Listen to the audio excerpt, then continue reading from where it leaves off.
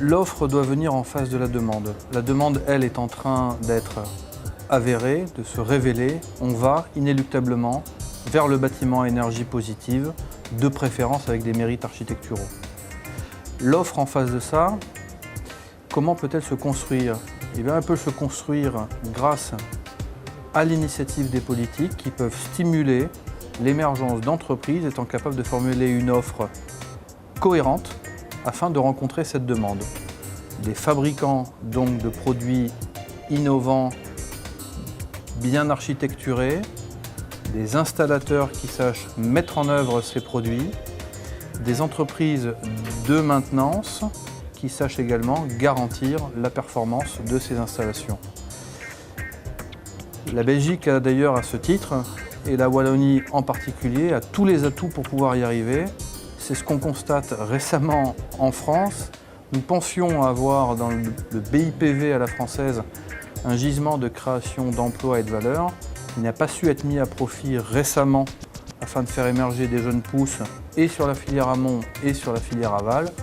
On voit aujourd'hui que certaines initiatives, Isol en est l'illustration parlante sur la partie amont, ont des atouts extrêmement importants pour pouvoir sur leur marché domestique s'exprimer, créer de la valeur ajoutée et de l'emploi dans un premier temps, puis savoir exporter, ne s'en prive pas dès aujourd'hui, sur des marchés qui sont intéressés par ce BIPV, donc cette valeur ajoutée dans le bâti architecturé et producteur d'énergie.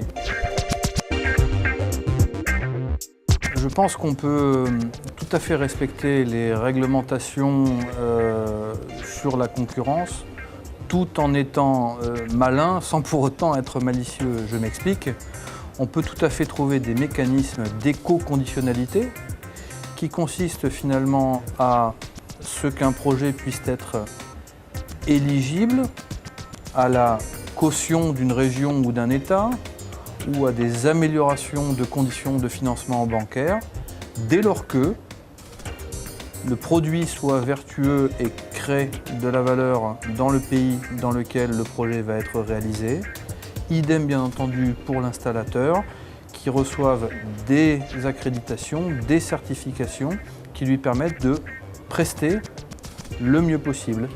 On imagine bien qu'une liste de critères qui soit clairement nommée, clairement identifiée, puisse être plus vertueux que bien entendu le premier produit tout venant, moins 10 ans, sachant que le moins 10 ans n'est pas forcément le plus créateur de valeur et d'emploi, posé par le premier des installateurs qui n'aura pas su investir dans le capital humain long terme pour pouvoir faire des ouvrages de qualité. Je rappelle qu'on est dans l'enveloppe du bâtiment et qu'on cherche à faire un bâtiment durable dans tous les sens du terme. Il faut réfléchir sur le temps long.